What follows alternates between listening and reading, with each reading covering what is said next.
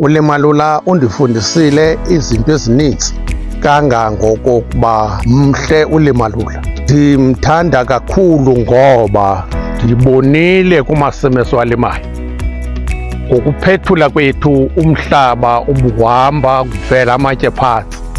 Ngenxa kaLimalula sivuna singabulalekanga. Nangoku ndime kule ngca njengoLimalula. Le ngca izawusincedisa kakhulu.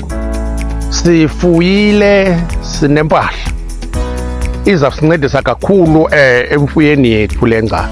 Ndiyamncoma uLimalula kakhulu ngokuba asisondelele nokuba sinikezwe abalimi abasikhuthazayo uba masenze kanjani.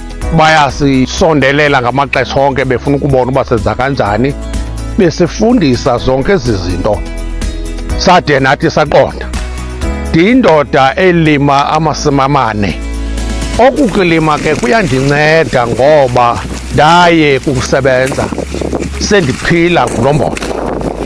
Lo mbona ke siyamthengisa ngoba sesibonile uba iyona mpilo yethu okulima.